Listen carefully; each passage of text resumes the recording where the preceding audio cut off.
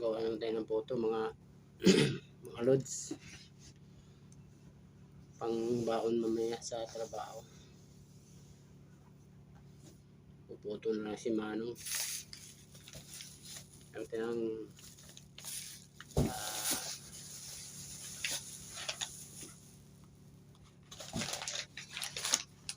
all purpose na harina.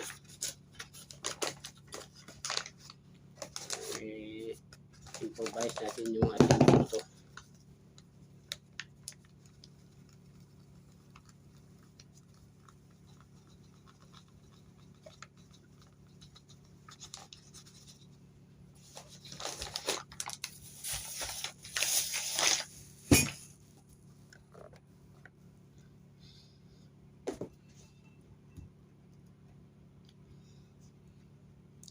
So, lagyan natin ng kaunting asin para mas masarap.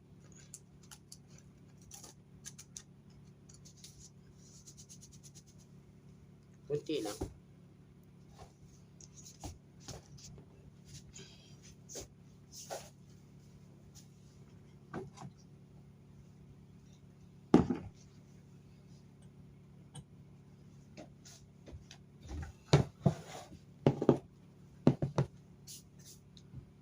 Natin ang asukal.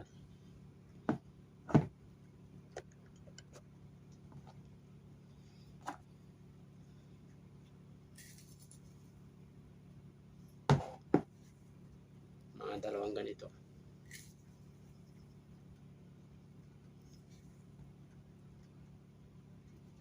Dati pa. Yan.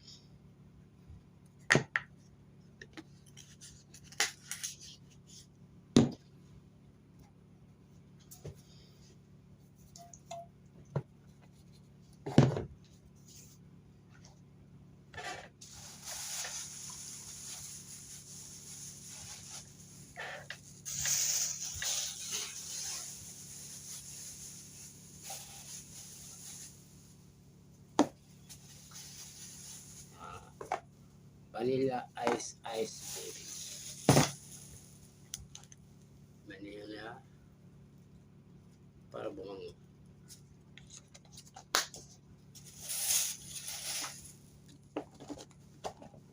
Then baking, wala na. Tapos na.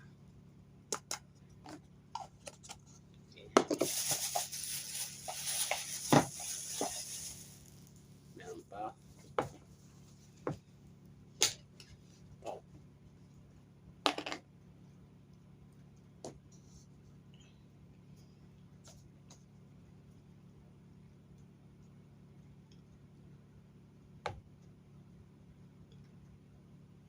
Baking powder.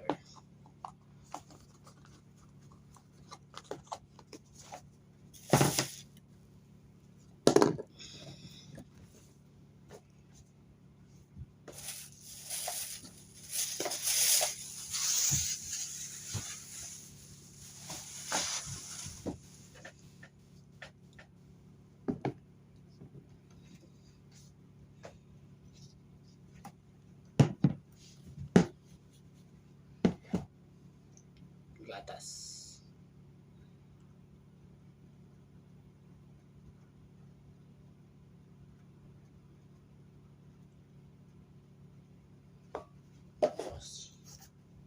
Isa pa.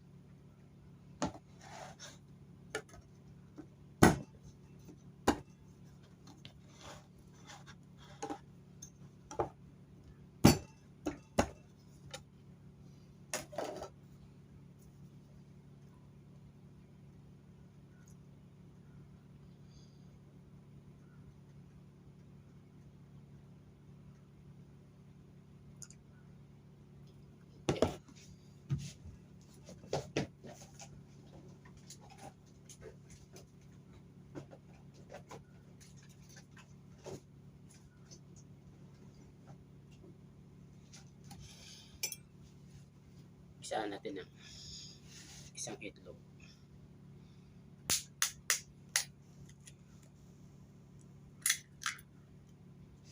Okay.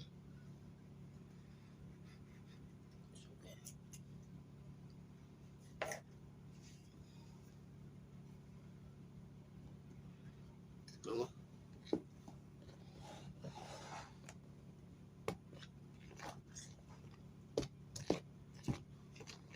So, hindi pa siya lumapot. Gatas pa ulit.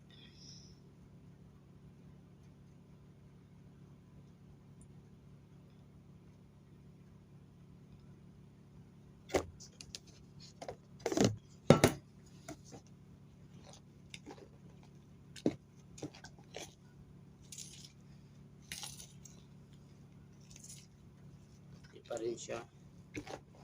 Tubig na ilagay natin kasi maubos yung gatas, pang kape ko pa yan. Para mamix siya ng ano, maayos.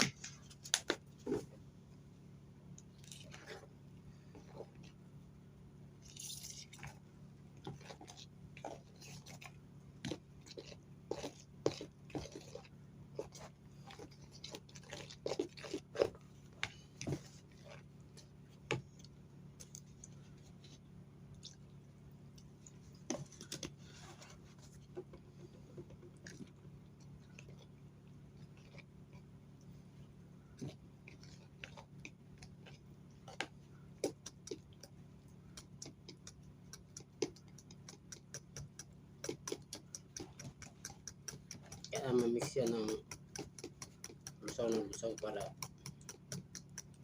maganda.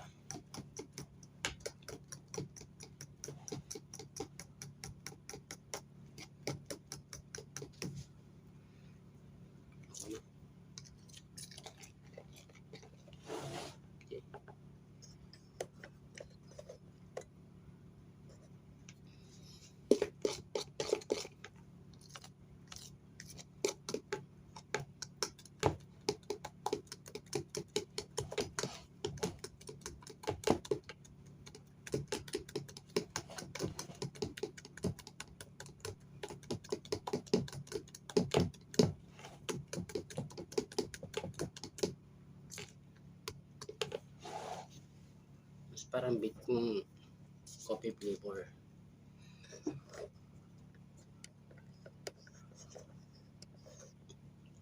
Lagyan natin ang konting kape para magkakulay siya na choco kung kulay.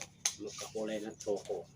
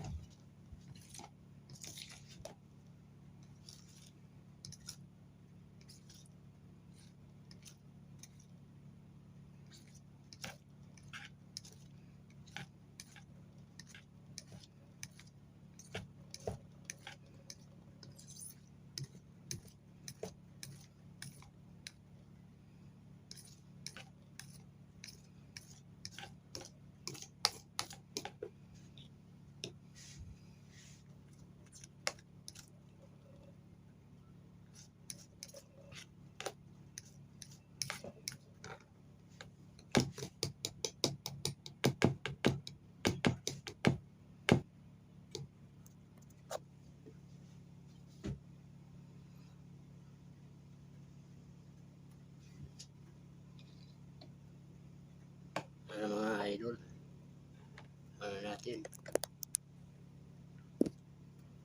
kaya sa lagayan para may salang na.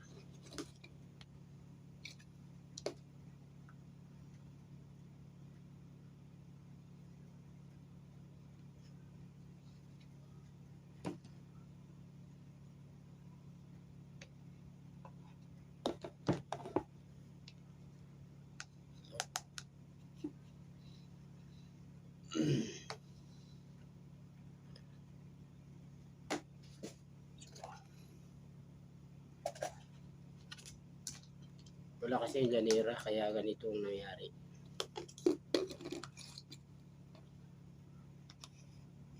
at least lagayan pa rin, okay na rin to. Kaysa wala. Ano may pang ano naman, hindi naman pang tinda.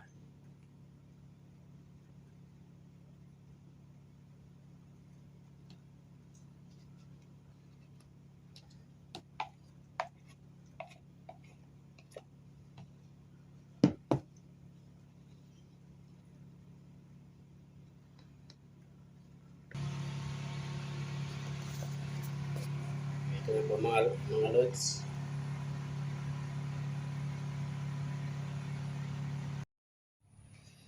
Yung mga idol, ini-steam lang siya sa ano. Mag-comment lang yung mga may mga ideya para maragdagan po natin yung ating alam. Yan kasi kapag ang gatong ay kahoy, then may ano sa takip, may apoy, bibingka ang kalabasan yan kasi magkakaroon ng kaunting tutong sa ibabaw at saka sa ilalim. Pupula siya. Ito simpleng ano lang, bibingka lang. Simple lang siya. Bibingka pa rin yan, pero puto ang tawag dito sa mga Tagalog, mga idol. Puto. Kahit pa paano nakakagawa tayo ng ating sarili. Pag gusto natin kumain ng ganito, harina lang, simpleng asukal at gatas lang, may baking na kaunti, ayos na, patalo na.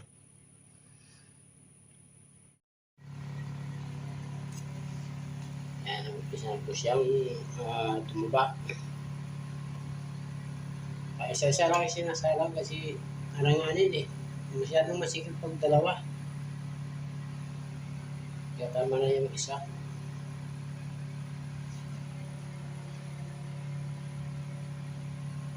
Malalaki naman mga 5 minutes pa lang, okay na yan siya. Ito yung isa medyo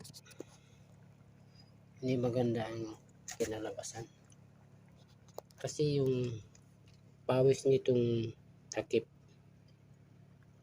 tumutulo sa kanya kaya na-deform siya. Hindi maganda yung pagka-itsura. Hindi naman pwede hindi takpan, hindi maluluto.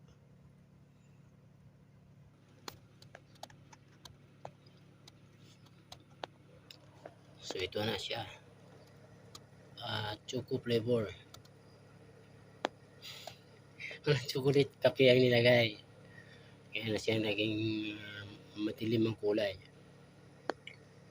Pero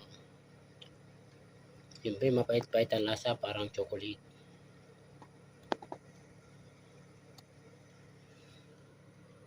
Mga 3 minutes na lang maluluto na siya.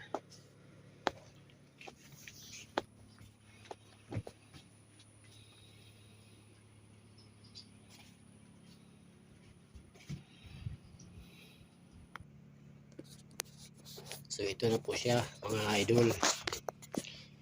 Kaya lang yung isa medyo hindi maganda dahil yung aking lutuan bumabangga sa takip kaya hindi nakahataw ng biyak. Matama sa takip. Pero okay na rin po yan.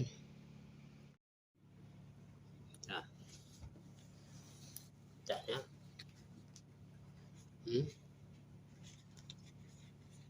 Medyo may kulay na mamango.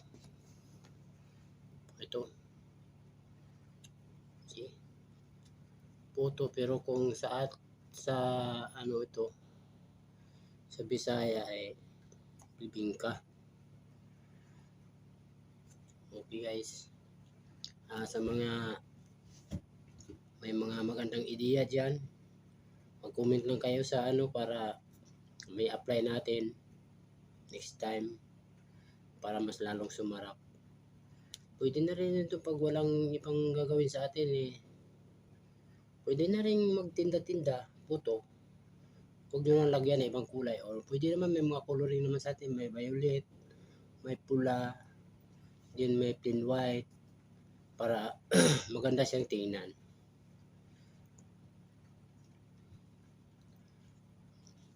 Ako lang naman nag-iimbento lang ako dito para malayo kami sa tindahan, di kami makabili ng tinapay.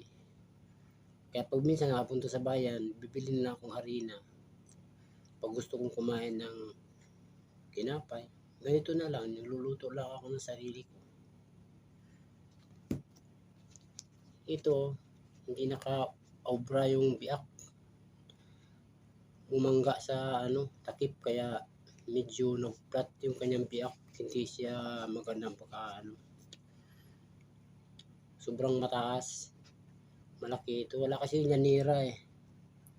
Ito baunan ko ng ulam. Wala namang ibang di gumagawa lang ako ng paraan para kahit pa paano kakayari tayo ng ating gusto. Mayroong pumasa sa tindahan. Bukod sa mahal. Ito, nakakamura na. Nasusunod pa ang gusto mong lasa. Pwede mong gustong tamisan. Ito sa akin tama lang. May tamis, may kaunting basta tamang tamis lang. Pwedeng iulam sa dinuguan. O kahit sa iulam mo sa may mga ulam, pwede mo siyang kainin na may ulam. Hindi siya ganong matamis. Kasi nasa edad na si Manong, kailangan natin ng mga asukal yan medyo minor na tayo. Okay, thank you. Maraming salamat sa mga makakapanood.